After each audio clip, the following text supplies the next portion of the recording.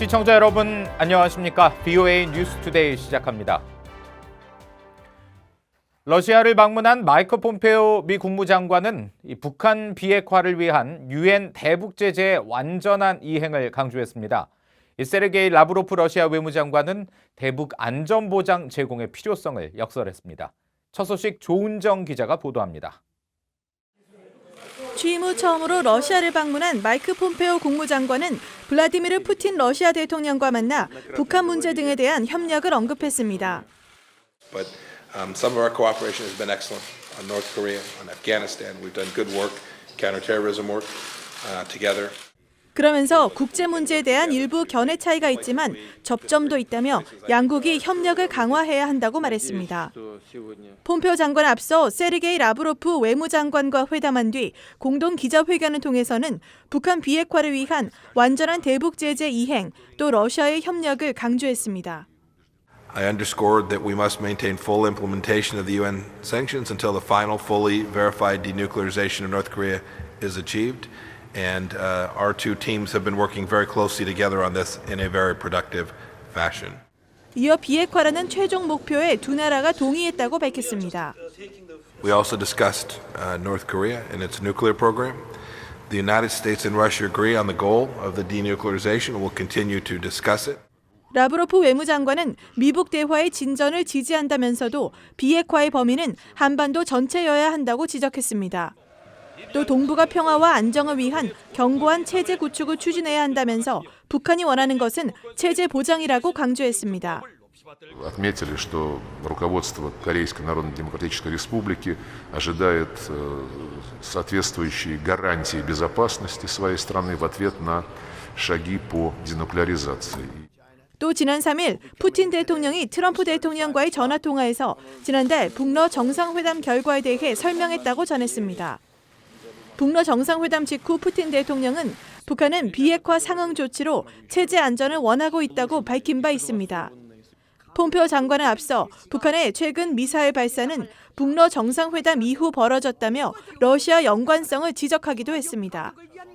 라브로프 장관은 하루 전 왕이 중국 외교부장을 만나 한반도 문제 등을 논의했습니다. 하노이 회담 합의 결렬 뒤 교착 국면에서 북한 비핵화 문제에 대해 러시아를 둘러싼 외교전이 이어지고 있습니다. VOA 뉴스 조은정입니다. 북한 선박 와이즈 어네스토가 미국 정부에 압류됐지만 정작 이 선박에 실려있던 석탄은 현재 공해상에 계속 떠 있는 것으로 파악됐습니다. 유엔 안보리가 금지한 북한산 석탄이기 때문에 어느 누구도 섣불리 개입하기는 어려워 보입니다. 함지하 기자가 보도합니다. 와이즈 어네스토에 실려있던 북한산 석탄 26,500톤을 실은 선박 동탄호는 지난 1일 싱가포르 해협 동쪽 지점 말레이시아 최남단에서 약 9km 떨어진 해상에서 발견됐습니다. 마린 트래픽에 따르면 동탄호는 이후 15일까지 같은 지점에서 선박 자동 식별 장치를 통한 위치 정보가 파악되고 있습니다. 앞서 베트남 선사가 선주로 있는 동탄호는 지난달 13일 인도네시아 발릭파파낭 인근 해역에서 와이즈 어네스토에서 하역된 북한 석탄을 실은 뒤 말레이시아 케마만 항으로 이동한 바 있습니다. 그러나 말레이시아 당국으로부터 입항 허가를 받지 못하면서 약 열흘 만에 해당 해역을 떠났고 이후 싱가포르 해협에서 줄곧 관측됐었습니다. 현지 소식통은 동탄호가 말레이시아와 마찬가지로 최초 출항지인 인도네시아 그리고 선주가 있는 베트남 등 어느 나라로부터 입항 허가를 받지 못하고 있는 상황으로 추정된다고 밝힌 바 있습니다. 유엔 안보리가 금지한 북한산 석탄을 싣고 있는 만큼 어느 나라 정부도 이번 문제에 개입하길 원치 않는 바람에 선박이 오도 가도 못하는 상황이란 겁니다. 이런 가운데 와이즈 어네스토에 실려있던 석탄이 하역되는 과정에서 미국 정부가 이를 허용했는지 여부도 관심입니다. 와이즈 어네스토에서 북한 석탄이 모두 하역된 건 지난달 11일입니다. 미국 정부는 이보다 앞선 시점 이 선박의 통제권을 확보한 것으로 전해졌습니다. 존 데머스 법무부 차관보는 지난 9일 전화 브리핑에서 북한 석탄이 하역된 이유를 묻는 기자들의 질문에 미국이 선박의 압류에 더 집중했다는 대답을 내놨습니다. I think that was something that was not in our control, and I think the focus here for us has always been the ship. The coal is one shipment. 미국 정부가 선박에 이어 석탄에 대해서도 추적을 계속하고 있을 가능성은 남아 있습니다. 와이즈 어네스토의 사례로 볼 때 석탄을 압류하는 데 따른 법적인 걸림돌은 없는 상태입니다. VOA 뉴스 함재합니다. 미국의 전직 관리들은 하노이 회담 결렬 이후 미북 간 긴장이 고조되고 있지만 올해까지는 대북 외교가 유지될 것으로 내다봤습니다. 서로를 압박하면서도 협상문은 열어놓기 위한 선은 지키고 있다는 건데요. 다만 이런 상태가 지속되면 내년에는 지난 2017년 상황이 재현될 수도 있다는 경고도 나왔습니다. 안소영 기자가 전해드립니다.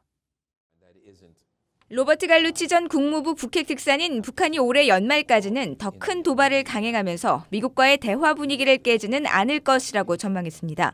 북한 김정은 위원장이 시정연설을 통해 미국의 태도 변화를 요구하며 미북 대화 시한을 올해 말로 밝혔다면서 아직 시간은 충분하다고 분석했습니다. They sort of put a stopwatch on the time turn to negotiations. And we are still in that period. There's still plenty of time for the North Koreans and the United States to establish working level contact. 미국과의 대화 시한을 못 박은 북한이 미국의 실무 협상 요청에 대응하지 않는 것은 나름의 계산이 깔렸다는 진단도 있습니다. 미국에 대한 북한의 잠재적 위협을 지속하면서 재선을 준비하는 트럼프 대통령을 압박하려 들 것이라는 분석입니다. And I also think Kim Jong-un believes that the closer the U.S. gets to the elections, the more likely Trump is to be flexible in order to preserve his relationship with Kim Jong-un. 하지만 북한은 추가 제재와 화염과 분노까지 치닫는 갈등을 원치 않을 것이라며 결국 대화를 재개할 것으로 내다봤습니다. 북한과의 외교는 올 연말까지는 이어질 수 있지만 트럼프 대통령의 대북 조언자가 누구인지가 관건이라는 지적도 나왔습니다. If there's no progress between the two sides, I think 2020 will be a remarkably tense year with an escalation of tensions with more nuclear and long-range missile tests. With the United States rhetoric threatening limited strikes. 미국의 전직 관리들은 북한이 일괄 타결식 비핵화 해법에 동의할 리 없다면서 보다 현실적인 제안을 통해 궁극적 목표인 북한의 비핵화에 다가서는 것이 바람직하다고 제언했습니다. VOA 뉴스 안소영입니다.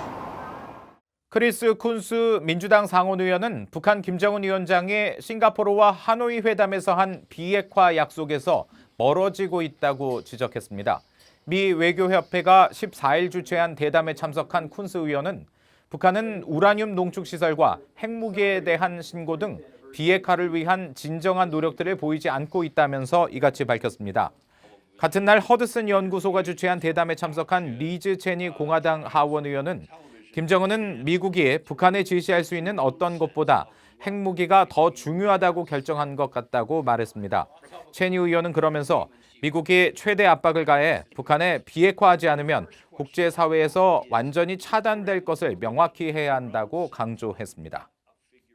최근 미 하원에서 유엔 안전보장이사회의 대북 제재 결의를 위반한 중국 은행들에 대한 미국의 제재 강화를 요구하는 법안이 발의됐습니다. 미 하원 외교위 아시아태평양 소위원장인 민주당의 브래드 셔먼 의원과 공화당의 마이크 갤러기허 의원이 지난주 공동 발의한 2019 미중 경제안보 검토 법안은 재무부에 중국의 유엔 안보리 대북 제재 이행 상황을 보고하도록 규정했습니다. 또 유엔 안보리 대북 제재 결의를 위반하고 북한과 거래해 제재 대상이 된 중국의 금융기관, 법인, 개인 명단과 함께 미국과 외국 정부가 이들의 제재를 부과했는지 여부를 적시한 부속서도 비공개로 제출하도록 했습니다. 로버트 에이브럼스 미한 연합사령관은 최근 일본을 방문해 북한의 단거리 미사일 발사 등 북한 동향에 대한 정보를 공유한 것으로 알려졌습니다. 주일 미군 사령부는 트위터를 통해 에브럼스 사령관이 13일 오전 일본으로 날아와 주요 지도자들과 만났다고 밝혔습니다. 한편 북한이 잇따라 단거리 미사일을 발사한 가운데 최근 미군 정찰기가 서울과 경기도 일대 상공을 비행하며 대북 감시 작전 활동을 강화하고 있다고 한국 언론들이 보도했습니다. 보도에 따르면 미 공군 주력 통신감청 정찰기인 리벳 조인트는 북한의 미사일 발사 전날인 지난 8일에 이어 13일에도 수도권 상공을 비행했으며 미한 군 당국은 미사일 발사 등 북한의 추가 움직임에 대비해 다소 상향된 대북 감시 체제를 유지하고 있는 것으로 전해졌습니다.